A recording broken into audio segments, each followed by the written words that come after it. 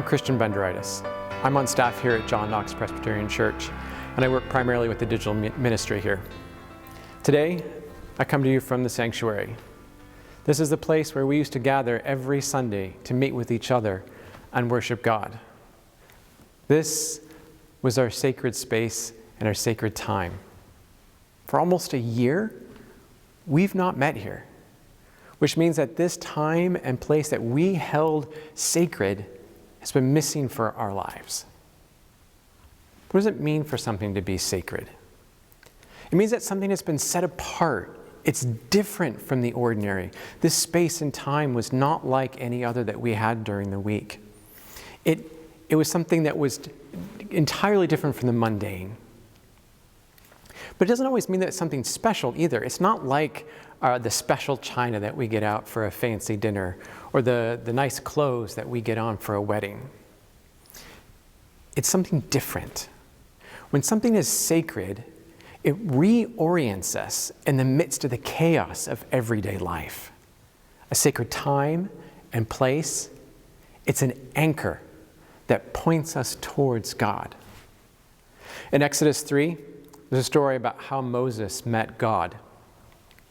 Moses was going about his everyday life and saw an angel of the Lord in a burning bush that just wasn't being consumed. So Moses turns aside and approaches it, and a voice calls out and says, "Wait, hang on. Don't come any closer. The ground on which you are standing is holy ground. Remove your sandals." When we're in the presence of something sacred or holy, our behavior changes and we focus on God. We get a chance to hear God better. Pre-COVID, we knew that when we came to church, this was a time and place that we had set aside. It was a time that we would renew our perspective on life and worship God together as a community. Every morning we got up, every Sunday, we got up and came to church. We got dressed and came together. We knew that this was special and set aside for us. We got a chance to connect with God, each other, and renew our perspective on what it meant to live a life of Christian discipleship. But this isn't necessarily the case anymore, is it? We haven't met here in a week, in a year. We're no longer in a sacred space or time. We're at our homes, our kitchen tables, our couches, perhaps watching TV and the same thing we watched a sitcom last night. A kitchen table where we had dinner or lunch. Perhaps we don't even get dressed up in the mornings for Sunday anymore. We're in our PJs.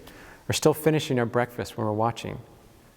Perhaps we don't have time on the weekends and we're listening to the sermon on our phones as we drive to work. Now, don't get me wrong. I'm not saying anything this is not right. Because no matter what happens or how we do this, we remain a church gathered together, even if we're separated by space and time. But as we think about Lent this year, and if our Lenten series is about reorientation, I want to invite you to think about your time and space as sacred and as a way of reorienting our focus on God. How might you do something this Lenten season as an experiment to set aside your time and space as sacred?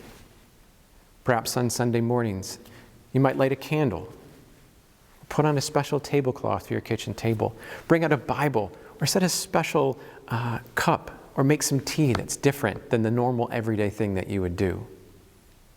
Perhaps you might say a special prayer every Sunday morning as a family, or we begin playing piano music on Sunday mornings 10 minutes before the service.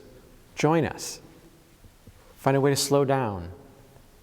Enjoy the silence and the music as a way of entering into worship. Use the prelude as a chance to breathe deep and slow before we begin our worship together as a congregation. Soon we'll be celebrating the Lord's Supper, communion together again. Consider doing something ahead of time to prepare for this. Get a special box of crackers that you only use for communion on those Sundays. Maybe a new loaf of bread that you cut into, and those first slices of bread become the communion that you share as a family or with us as a congregation. There's no wrong way or right way to do this. It's personal. But as we, as a church community, as John Knox, we head into this Lenten season as a way in thinking about how we can reorient ourselves. I invite you to consider how you may make your time and space sacred. A way to find a way in the chaos of everyday life and reorient our lives around God, especially as we gather for worship every Sunday. Remember, you are not alone. God cares for you, and so do we.